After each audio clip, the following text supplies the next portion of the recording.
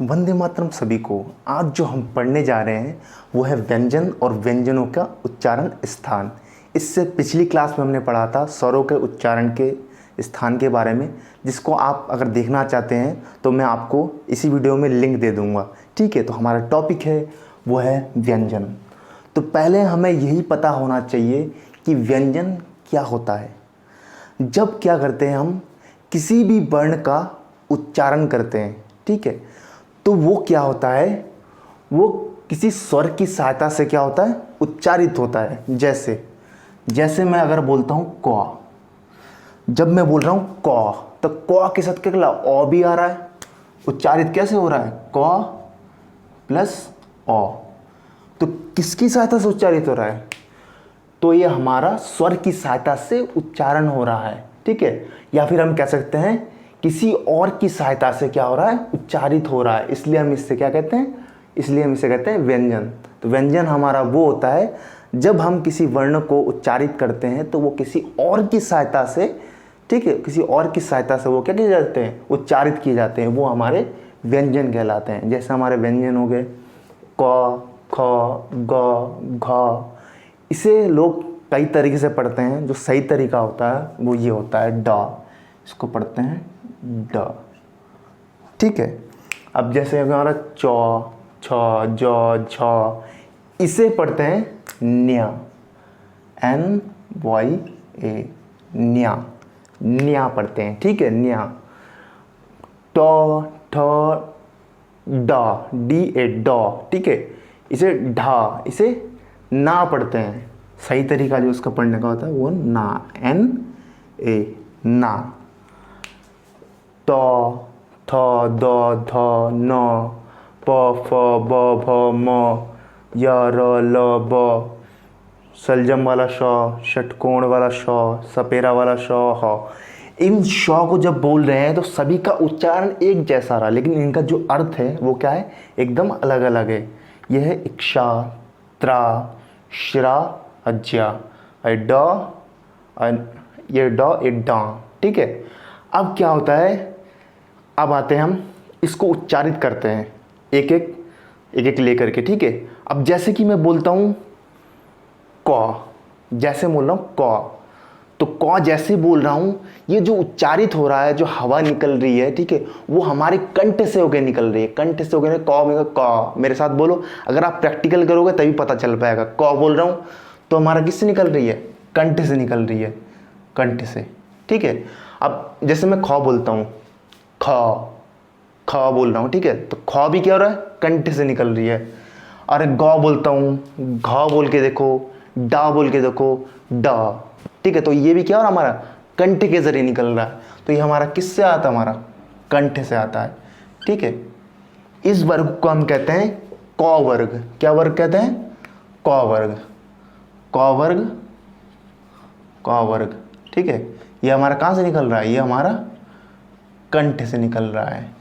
ठीक है, अब जैसे हम पढ़ते हैं दूसरे लाइन पे आते हैं, वो हमारा होता है चौ वर्ग। कौन सा वर्ग होता है, चौ वर्ग। अब जैसे मैं पढ़ता हूँ चौ, जैसे ही आप चौ को पढ़ेंगे, ठीक है, प्रैक्टिकली करेंगे, तो हवा जो आएगी, ठीक है, वो जीभ से ऊपर होते हुए आपके तालू में जाएगी। ये जो जीभ है, जीभ के ऊपर वाले हिस्से में जाएगा, आपका जीभ ऊपर की तरफ क्या हो जाएगा, उठ जाएगा। ठीक है, जब आप चौ का उच्चारण करेंगे, जैसे आप बोलिए छ, तो छ में भी क्या हो रहा है, हवा जो आ रही है वो गले से उधर से पास होते हुए आके वो कहाँ से उच्चारित हो रही है, वो हमारी तालू से उच्चारित हो रही है। ठीक है, अब जौ करोगे तो जौ भी वैसे ही आएगा, झौ भी वैसे ही आएगा।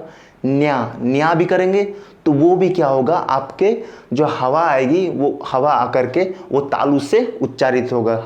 कहाँ तालू होता है हमारा, जो जीभ का हिस्सा होता है, जीभ के ऊपर वाला हिस्सा जो हमारा होता है वो होता है। ठीक है, तो ये हमारा क्या होगा, ये हमारा तालु होगा, तालु।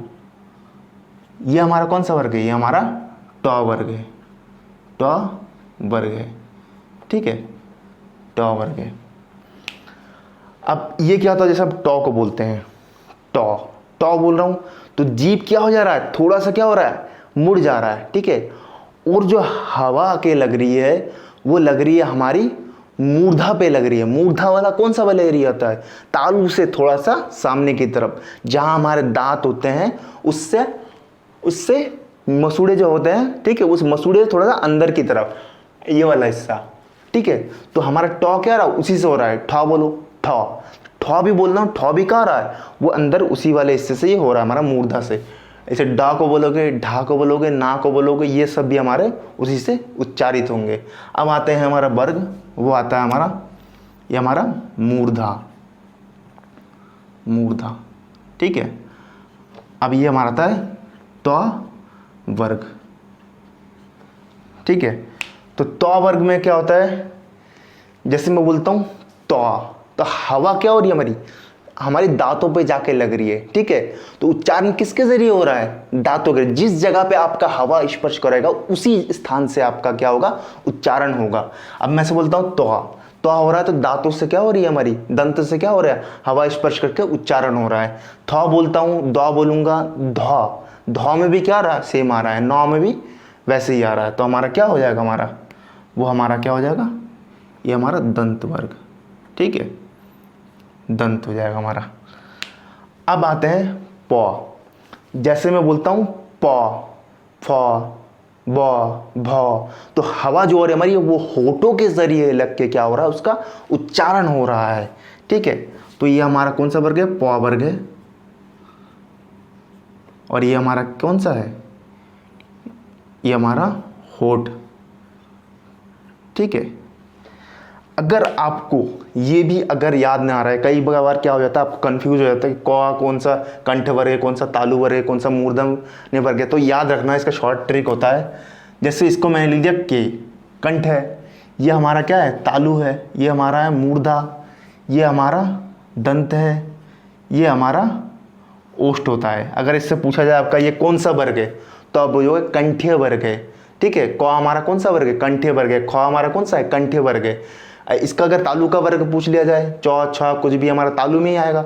इसका पूछा जाए तो तालव्य वर्ग है, ये हमारा मूर्धन्य वर्ग है, ये हमारा दंतोष्य वर्ग है, ठीक है, ठीक है। और ये हमारा ओष्ठ वर्ग है। अब जैसे मैंने बोला आपको शॉर्टकट ट्रिक, जैसे KTM DH, तो याद रखना तुमने खरीदी KTM बाइक, ठीक है, और जैसे ही तुम लाए घर पे और तुमने उसको ना ध्या ध्या करके आवाज निकाल दिया, ठीक है, तो वो क्या हुआ, KTM ध्या ध्या की आवाज निकालता है, ठीक है। तो आपको याद हो गया कंठ, तालव्य, मूर्धन्य, दंत्य और ओष्ठ, ठीक है, ये ध्यान रखना, ओष्ठ। अब क्या आते हैं, अब आते हैं इस पे, ये हमारा हो गया या।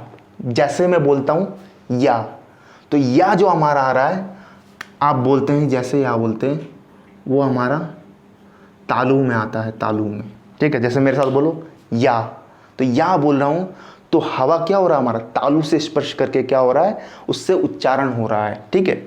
अब यहाँ आते र अल्लाह, र ल, र ल। जैसे मैं इसको बोल रहा हूं, ठीक है, तो ये हमारा किससे आ रहा है, मूर्धा से आ रहा है। ये दोनों हमारे किससे आ रहे हैं, र और ल हमारे मूर्धा से आ रहे हैं, मूर्धा से, मूर्धा से। कौन से वाले हिस्से से, इस वाले हिस्से से, कौन से, मसूड़े के अंदर वाले हिस्से से, ठीक है। अब जैसे मैं बोलता हूं ब, ब, मेरे साथ बोलो ब।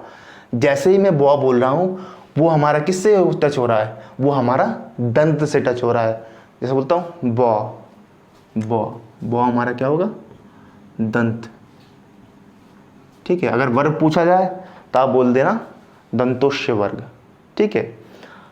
अब आते हैं श। अब मेरे साथ बोलो श।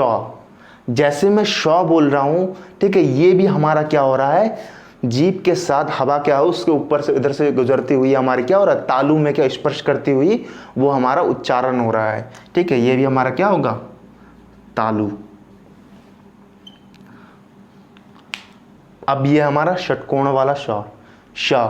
जैसे मैं बोलता हूँ श, तो श जैसे ही बोल रहा हूं तो उसमें क्या हो रहा है, उसमें जैसे ही मैं इसको बोलता हूं श को, वो हमारा मूर्धा में टच हो रहा है, ठीक है। तालु से जो साइड वाला है, जैसे तालु से जब मसूड़े वाला है, मसूड़े के अंदर के हिस्से वाले को क्या कर रहा है, वो टच कर रहा है, ठीक है। तो हमारा श क्या होगा,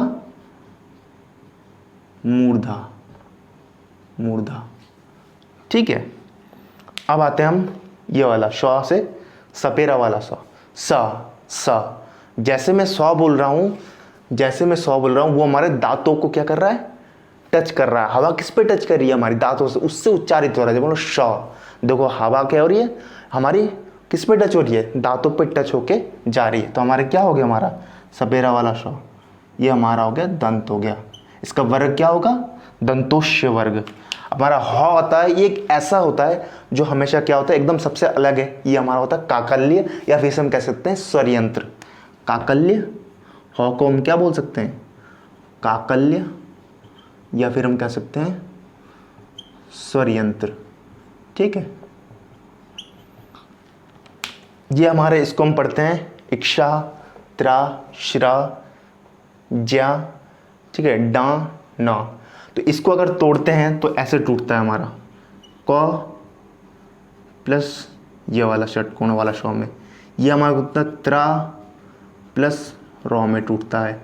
ये हमारा टूटता है श प्लस रौ में टूटता है। ठीक है, ये हमारा टूटता है ज प्लस आ में टूटता है। ठीक है, इसमें क्या होता है, ऐसे टूटता है ये। तो अगर प्रश्न पेपर में ऐसे ही पूछ लिया जाता है, कई कबार क्या होता है कि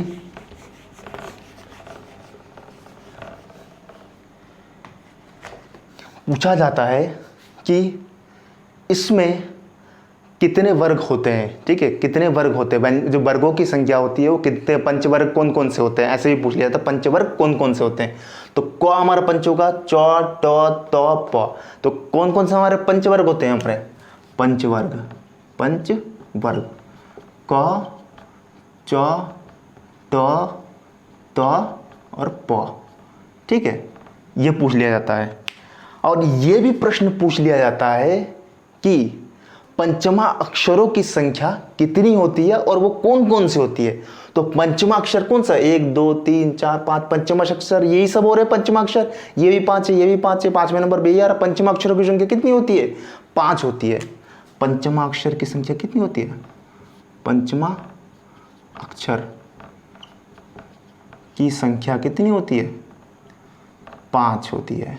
ठीक है, कौन कौन सी होती है, ये होती है हमारी ड, ठीक है, और हमारी होती है न्या, होती है ये वाला होता है हमारा। ठीक है, और हमारा होता है ये भी होता है हमारा नौ, ये हमारा होता है म। ठीक है, ये खाली 9 है, 9 एन है। ठीक है, तो ये होते हैं पंचम अक्षर के। अगर आपसे ये भी प्रश्न पूछ लिया जाता है कि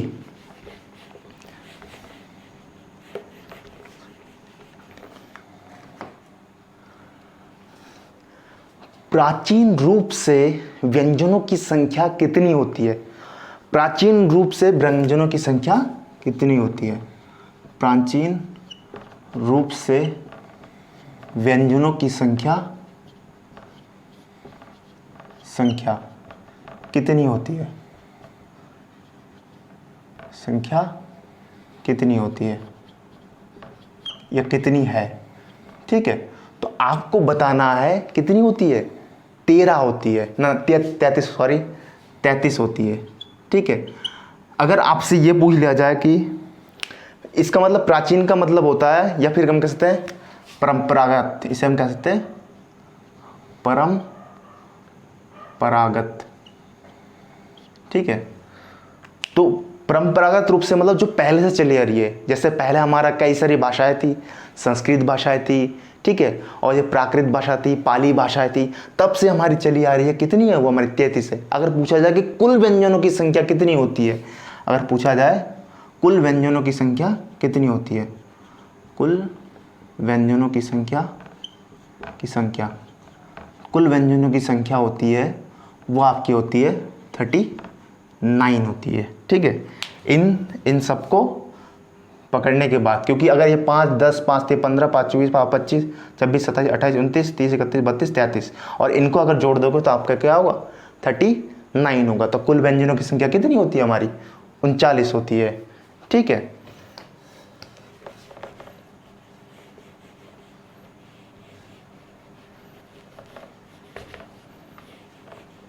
तो इस तरीके आपके प्रश्न बनते हैं। ठीक है, तो मैंने जितना हो सकता है आपको बता दिया। इसमें इसी तरह के अगर प्रश्न बनेंगे तो बनेंगे, तो इसी तरीके से बनेंगे।